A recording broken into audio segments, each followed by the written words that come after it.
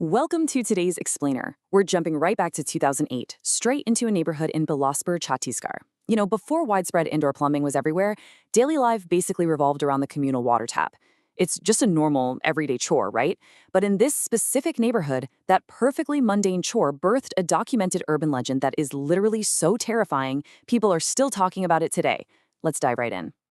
I won't fill water today, but you will suffer. I want you to keep this chilling sentence right in the back of your mind because it is the absolute catalyst for everything we're going to explore today. What started as a completely normal neighborhood squabble over a spot in line at the water pump escalated in just a matter of seconds, ending with this incredibly dark curse.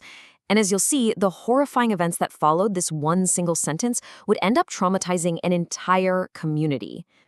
So, to truly understand how a simple argument could trigger such a nightmare, let's look at the backdrop here, the fight for water. Okay, so for most of the year, gathering water from these government taps was pretty routine. But when that fierce Indian summer hit, the reality on the ground changed completely. The water table dropped, and the flow slowed down to just a trickle. Suddenly, the government tap would only supply water for a tiny 30-minute window. I mean, imagine the tension. You have dozens of families, all completely desperate to fill their buckets just to survive the blistering heat, crammed into this tiny half-hour time frame.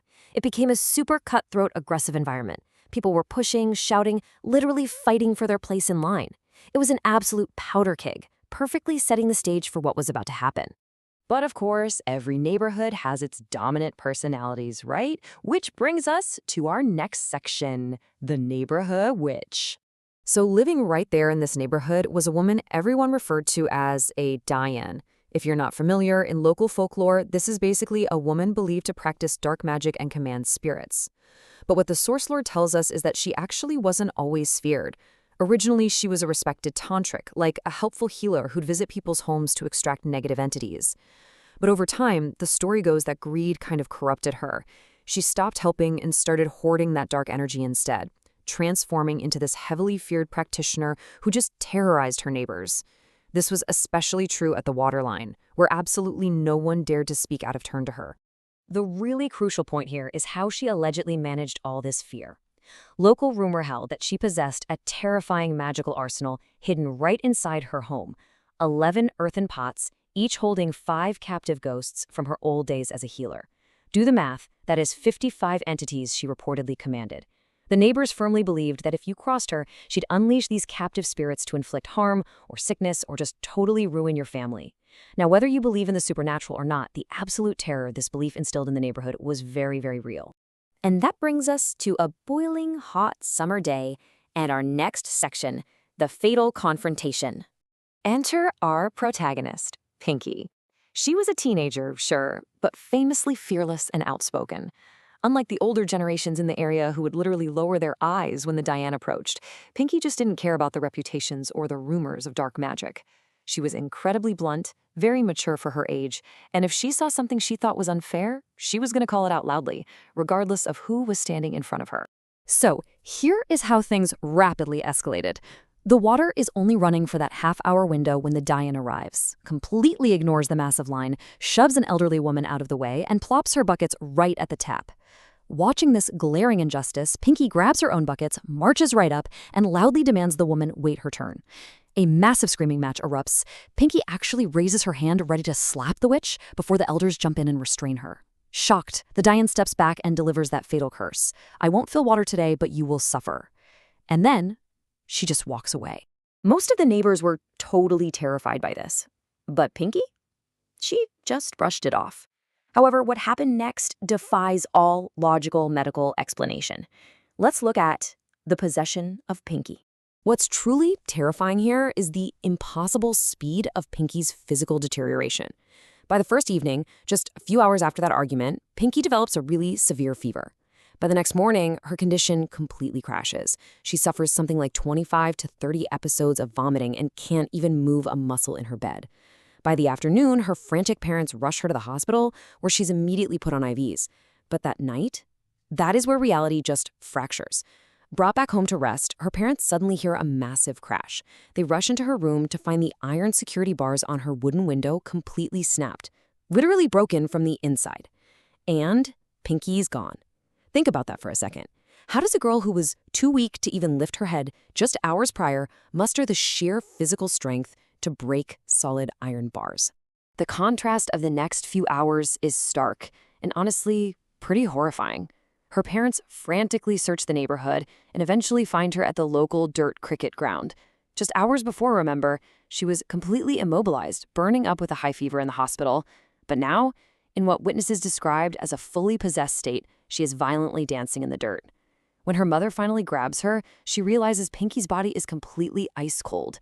And, worst of all, when Pinky looks at her mother, her eyes are rolled entirely back in her head.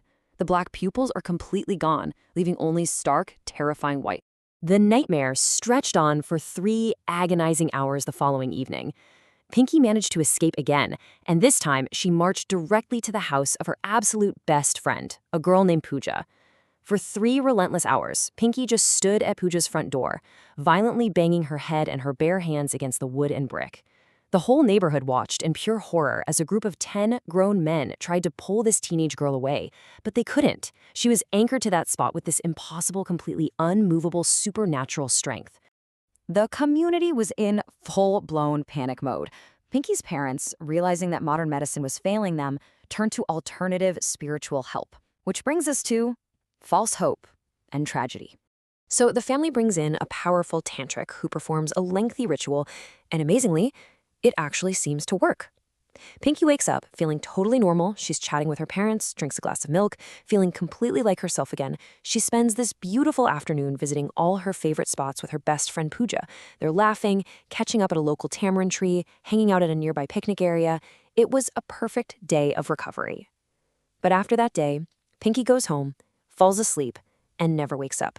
She passes away quietly in the night. Pinky's sudden death sent this massive shockwave of grief right through the community. And you'd really think that this is where the story ends. But for the residents of this neighborhood, Pinky's death was actually just the start. Let's look at the haunting of Bilaspur. Just 3 days after her funeral, the terror returned.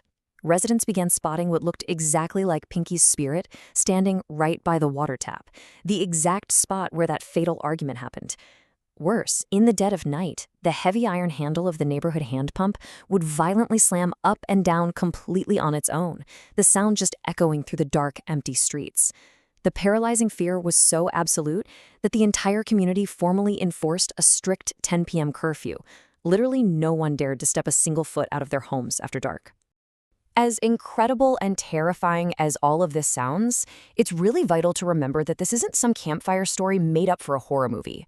This chilling account was preserved and shared by Arti, the younger sister of Pinky's best friend Pooja. This is a documented piece of local lore, actually lived out and remembered by the families who survived that sweltering, tragic summer of 2008 in Bilaspur. Which leaves us with a lingering, pretty unsettling question to end our explainer today. Is Pinky's restless spirit still waiting in that waterline, bound to the spot by dark magic? Or is this deeply ingrained local folklore simply a traumatized community's way of trying to make sense of a tragically rapid, unexplained medical decline of a young girl right after a fierce neighborhood rivalry? Whatever the actual truth may be, the legend of the Diane and the fearless girl named Pinky reminds us just how raw human desperation and inexplicable tragedy can breed the absolute most terrifying folklore right in our own backyards. Thanks so much for joining me on this deep dive today, and as always, I encourage you to keep questioning the world around you.